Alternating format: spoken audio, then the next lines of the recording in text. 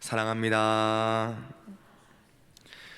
인간이 겪을 수 있는 가장 큰 절망이 무엇일까요? 전쟁과 재해, 질병, 여러 가지 어려움들이 찾아올 수 있지만 사람이 겪을 수 있는 가장 큰 절망은 죽음일 것입니다. 오늘 우리가 읽은 이 말씀의 주인공인 회당장 야이로에게도 한 절망이 찾아옵니다. 자신의 딸이 죽은 것이죠. 마태복음에 죽어가는 것이죠. 마태복음에 보면 이미 죽었다라고 표현되기도 합니다. 자신의 하나밖에 없는 외동딸, 12살밖에 되지 않은 너무나 여리고 곱고 사랑스러운 자신의 하나밖에 없는 딸이 죽어가고 있는 것입니다.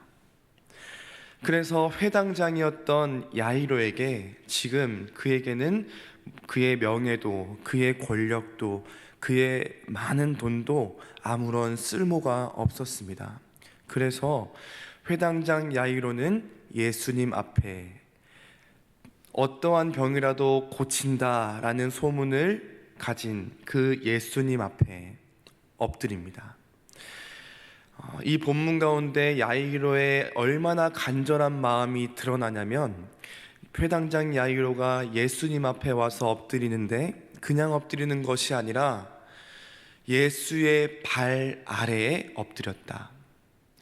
사람이 엎드릴 수 있는 가장 아래의 아래까지 엎드리고 있는 것입니다. 얼마나 그 마음이 간절하면 사람의 발 아래에 엎드렸다 표현을 할까요? 이렇게 예수님 앞에 엎드려 자신의 집에 지금 죽어가고 있는 하나밖에 없는 외동딸을 고쳐주시기를 간구하는 것입니다. 그래서 자신의 집에 오시기를 간구하죠. 그래서 예수님은 이 간구에 응하셔서 이제 야이로의 집에 함께 가고 있습니다. 그러던 중에 한 가지 사건이 발생을 합니다. 우리가 어제 받은 말씀이죠. 혈류증을 앓은 여인을 만나게 됩니다. 그 여인이 예수의 옷자락을 만졌어요. 만졌더니 예수의 몸에서 능력이 빠져나갔고 이제 몸의 나음을 입었던 것입니다.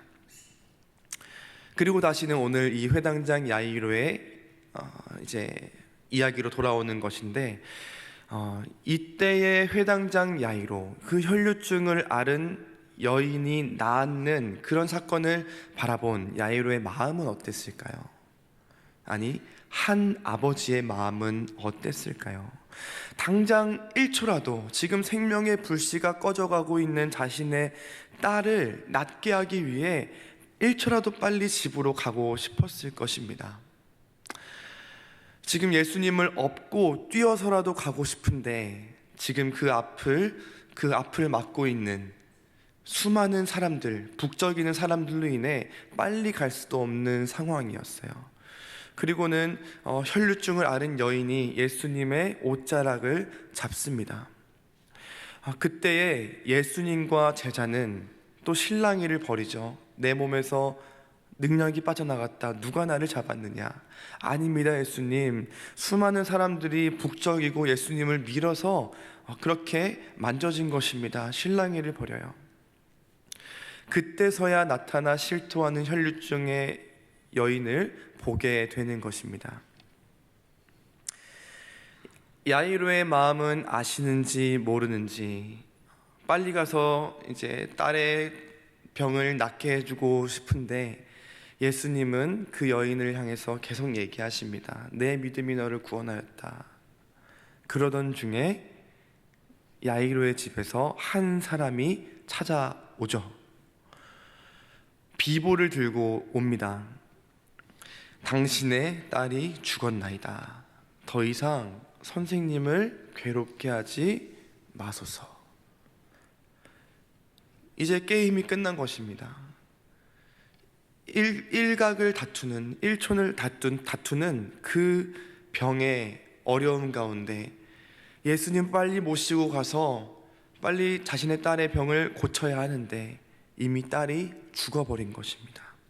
이 소식을 들은 야이로의 마음은 어땠을까요? 가슴이 철렁하고 눈앞이 깜깜해졌겠죠. 자신만을 기다리고 있었던 그 딸의 모습을 기억하니 눈앞이 가려졌을 것입니다. 어쩔 수 없는 죄악된 인간은 이 절망의 무게에서 탈출하기 위해서 이 책임을 가져가 줄 탓할 존재가 필요로 합니다.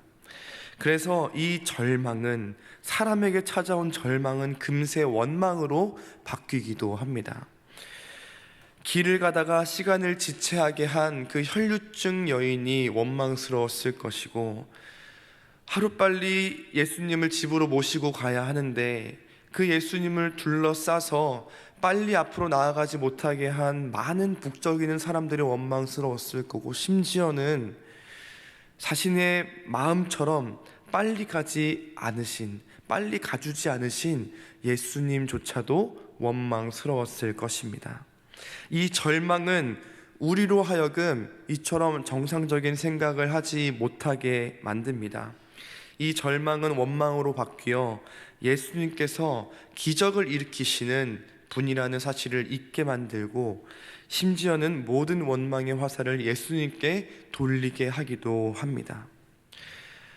이처럼 절망이라는 것은 우리를 참 어렵게 하고 하나님을 바라보지 못하게 하는 것인데, 우리가 잘 인지하지 못하고 있지만 우리는 사실 날마다 이 절망을 마주하고 살아가고 있습니다.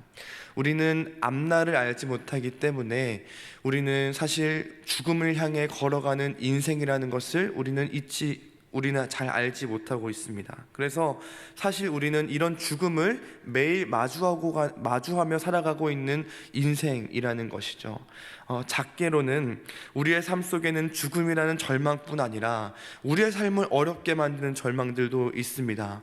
부모님의 건강, 자녀들의 진로, 우리의 삶의 필요들, 그리고 우리의 삶의 재정들, 직장 생활들, 이로 여러 가지 관계와 가정의 일들로 하여금 우리의 삶에 찾아오는 크고 작은 절망들이 우리를 어렵게 만들죠. 그러나 기억하십시오. 그때마다 우리를 홀로 두지 않으시는 분이 바로 예수님이라는 사실입니다. 오늘 이 회당장 야이로에게 찾아온 절망이 찾아왔습니다. 당신의 딸이 죽었다라고 말씀을 들었을 때 예수님께서는 이를 듣고 바로 말씀하십니다. 50절에 보면 두려워하지 말고 믿기만 하라. 그리하면 너의 딸의 구원을 얻으리라. 그렇게 하고 그 집에 이르렀습니다. 이르렀더니 모든 사람, 한 사람도 빠짐없이 그의 딸의 죽음으로 인하여서 울고 통곡하고 있는 것입니다. 그런데 예수님께서는 울지 말라, 이 아이는 죽은 것이 아니라 자는 것이다 라고 말씀을 합니다. 그러나 그의 죽음을 알았던 고로 모든 사람이 이 말을 비웃더라. 그러나 예수님은 그들의 비웃음을 깨시고 아이의 손을 잡고 일으키시죠. 아이야 일어나라 한즉 그 영이 돌아와 그 아이가 다시 일어나 살아났습니다.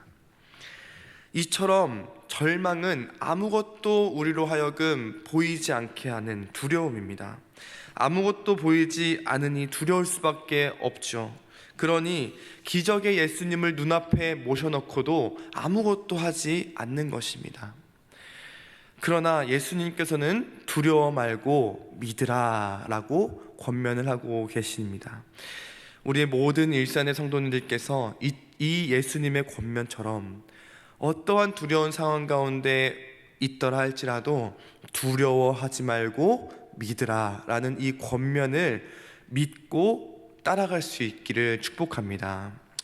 하지만 우리는 이 절망 가운데 있을 때 이 권면이 잘 들리지 않을 수 있어요.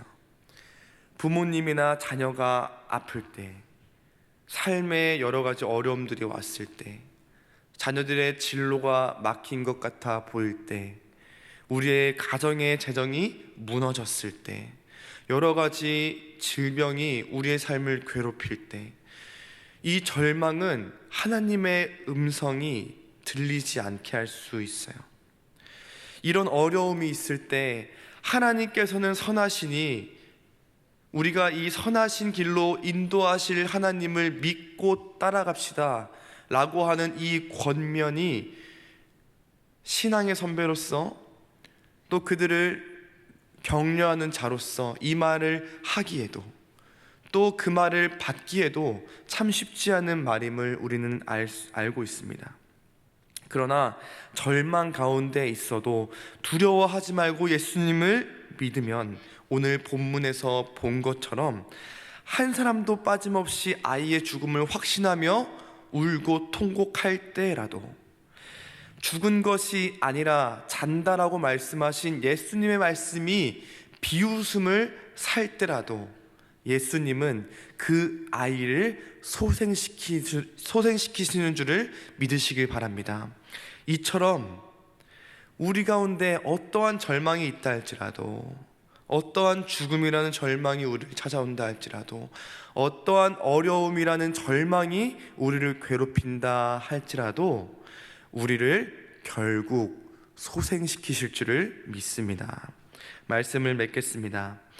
야이로의 집에서 온 소식을 듣고 야이로는 절망에 빠졌습니다. 그때에 그를 대신하여 말씀해 주시는 분이 계십니다. 바로 예수님이시죠. 이처럼 우리 삶 가운데, 우리의 인생 가운데 어떠한 절망의 늪에 우리가 빠져갈 때가 있습니다. 그러나 그때에 우리를 포기하지 않으시고 우리를 놓지 않으시고 우리의 옆에서 대신 말씀해 주시는 분이 계십니다. 그분이 바로 예수님이심을 믿으시길 바랍니다.